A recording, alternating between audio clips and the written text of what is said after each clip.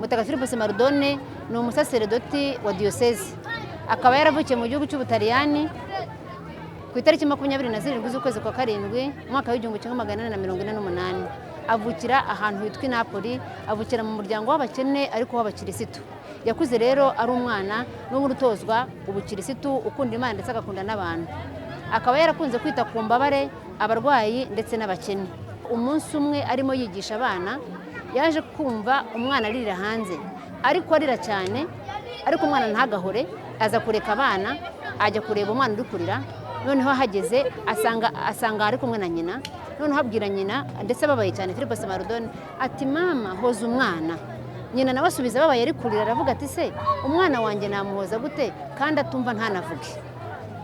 Icyo gihe niho Philippe yahuriye bwa mbere n'umwana utumva kandi ntavuge, ariko bimusigara mu mutima, niho rero umuhamagaro we wavuye. Ubwo rero nibwo yatangiye kwita ku bana batumva ntibavuge, ariko atangirana n'abarayiki. Aza kubona yuko ubu rero umurayiki aho umwana barabarayiki b'abagabo budahagije, butageze ku rugero we yifuzaga. Aravuga ati ni byiza yuko nareba ikindi kintu nakora. Nibwo asenzerera abazimana, nibwo yaje mu gitekerezo cyo gushinga umuryango w'ababikira. Ku itariki 25 z'ukwezi kwa gatatu mu 1885 nibwo Philippe yashinze umuryango aho izina abasaleziyani b'umutima mutagatifu wa Yezu n'uwa Bikira Mariya. Adushinga nyine umutima wa Yezu na Bikira Mariya kubera ko Bikira Mariya nyine umutima we n'umunyampuhwe, na Yezu na umutima we n'umunyampuhwe, kugira ngo natwe tujye twiragiza uwo mutima koko abe naho tuvoma imbaraga zo kuba twafasha bano bana.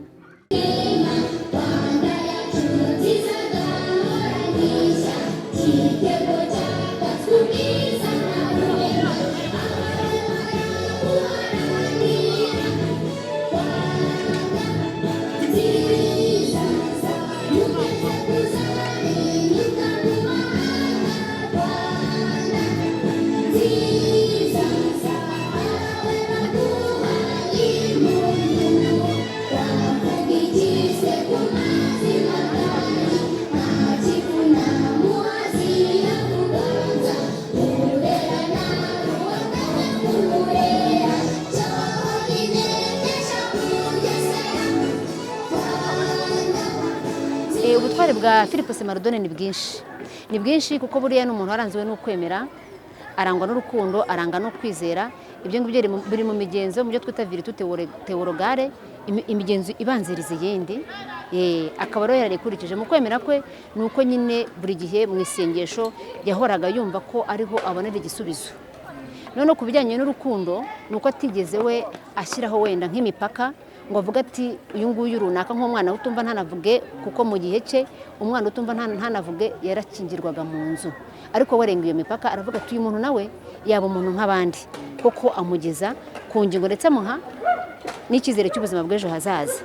Naho ku bijyanye n'ukwizera Philippe Mardone yahuye n'ibibazo byinshi cyane mu ntangiriro z'ubutumwa, nk'uko n'abandi bose bahura n'ubutumwa, ariko ntabwo yigeze ati icyizere. Buri gihe yizeraga Imana, haba mu bihe bikomeye, agakomeza ababikira babanaga, agakomeza ndetse n'abana yafashaga, ababwira yuko bagomba guhanga amaso Imana kuko niho ibisubizo byose biri.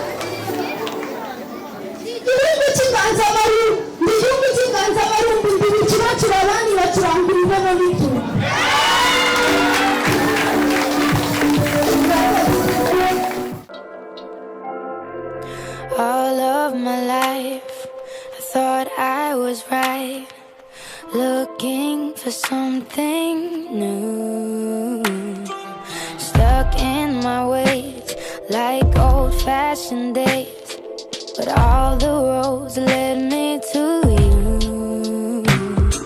The house that you live in don't make it a home, but feeling lonely don't mean you're. Nkuko nabikomojeho, hariho igihe twibwira yuko wenda umwana ubana n'ubumuga bwo kutumva no kutavuga ari umwana mbese wenda wajugunya cyangwa se ukumva ko atari umwana nk'abandi, ariko ni umwana nk'abandi ufite ubushobozi nk'ubw'umwana wese uvuka tubona kandi tugendana.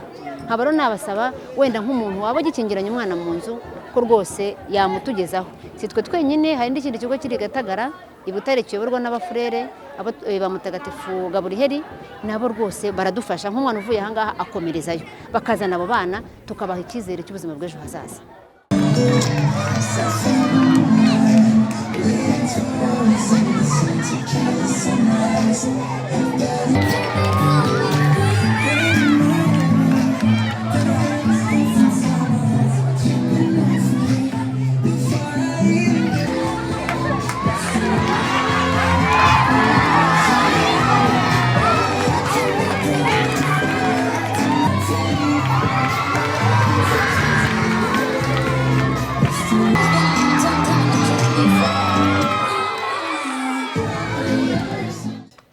Uyu munsi ndishimira ko umwana wanjye yabonye aho yiga n'abandi b'Abanyarwanda, abana nk'aba ngaba abantu benshi bafata nk'aho badashoboye, ndetse bamwe bakaba babasha kubagumana mu rugo, ko ngewe ari ku ishuri nubwo akoresha uburyo bw'amarenga, ariko nk'umubyeyi utayazi ku kigero nk'ike hari ibyo ashobora kumbwira simbyumve, ariko aranyandikira ahita mbimenya. Urumva rero uburyo bwe akora nk'abandi basanzwe, kuko tubasha kumvikana kubera ko yabasha no kujya mu ishuri.